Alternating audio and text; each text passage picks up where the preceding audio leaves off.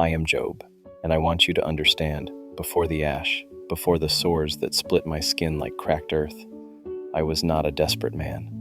I had 7 sons, 3 daughters, 7,000 sheep, 3,000 camels, fields that stretched wider than a man could walk before the sun moved. I had all of it, and I lost all of it before the sun set twice. And God said nothing. You must understand what I was to understand what was taken. Every morning I rose before light and offered burnt offerings for each of my children, not because they had sinned, but because they might have sinned. I feared God the way a man fears the ocean, not because it had ever harmed me, but because I understood its power. I walked upright. I turned from evil. I held my tongue when lesser men would have cursed. The Lord himself, and I did not know this then, called me blameless. Blameless. Remember that word, because it did not protect me. The first messenger came while I was eating. The Sabaeans had taken my oxen and donkeys, the servants killed by the sword.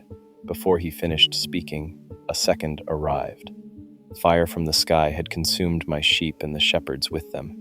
A third, the Chaldeans, had taken my camels, servants slaughtered. And then the fourth, a wind from the wilderness, my eldest son's house, all 10 of my children inside. They were eating together, laughing perhaps, and then the roof fell, and the desert swallowed their laughter, and every room I had built for them became a grave. I tore my robe, I shaved my head, I fell to the ground, and I worshipped. I said, and I meant it with every broken thing inside me, the Lord gave, and the Lord has taken away. Blessed be the name of the Lord. I did not sin. I did not charge God with wrong, but God did not speak. Then came the sores. From the sole of my foot to the crown of my skull, boils, swelling, cracking, weeping wounds that no salve could touch.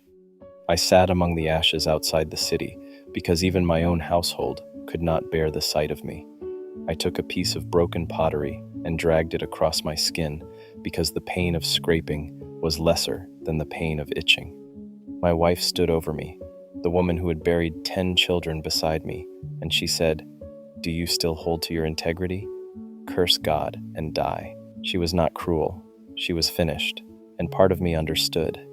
Then they came. Eliphaz, Bildad, Zophar, my friends. They sat with me 7 days in silence, and I thought perhaps they understood. But when they opened their mouths, every word was a blade dressed as wisdom. Eliphaz said, "Who that was innocent ever perished?" As though my children's blood was an equation and their death was the answer. Bildad told me, "If your children sinned, God delivered them into the hand of their transgression." He spoke of my sons and daughters as though they were numbers in a ledger. Zophar told me to repent, as though I had not spent every morning on my knees for decades. They wanted my suffering to mean something simple.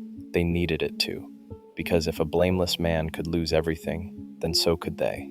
I cried out, not gently. I said, "Though he slay me, I will hope in him. Yet I will argue my ways to his face." I demanded a hearing. I called out to the Almighty, as a man calls out to a judge. I said, "Oh, that I knew where I might find him, that I might come even to his seat."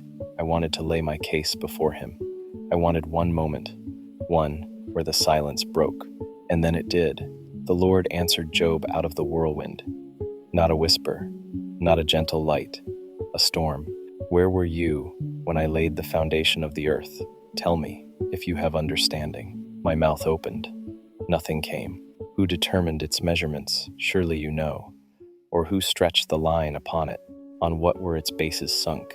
Or who laid its cornerstone? When the morning stars sang together and all the sons of God shouted for joy. He did not answer my questions. He did not explain the fire, the wind, the boils, the dead children. He showed me the foundations of the sea, the storehouses of snow, the wild ox that serves no man, the eagle that builds its nest where no hand can reach. He asked me, "Shall a fault finder contend with the Almighty?" And I said, and I felt the words like stones in my mouth, "Behold, I am of small account. What shall I answer you?" I lay my hand on my mouth. He spoke again, of Behemoth, of Leviathan, of power so vast that the oceans are a footprint and the mountains a fingerprint. And I understood, not the reason for my suffering, but the size of the one who held it. I had heard of you by the hearing of the ear, I whispered, but now my eye sees you. Therefore I despise myself and repent in dust and ashes. The Lord turned to Eliphaz and burned with anger, not at me, but at them.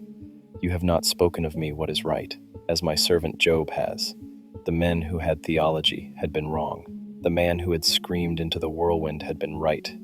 God told them to offer burnt offerings, and he told them that I, the one covered in sores, the one who had argued, the one sitting in ash, would pray for them, and only through my prayer would he accept them. I prayed for the men who had ground salt into my wounds with their certainty.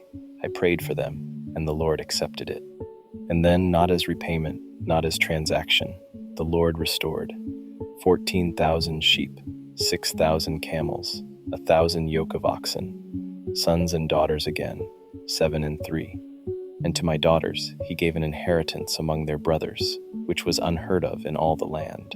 I lived 140 years after that day. I saw 4 generations. But I must tell you plainly, the restoration was not the point. The point was the whirlwind. I never received an answer, not the kind I demanded. I asked why, and God answered who. I wanted reason, and he gave me himself, enormous, untamed, unbearable in his beauty. And it was enough. Not because the pain made sense, it never did, because the voice behind the storm was real, and it knew my name.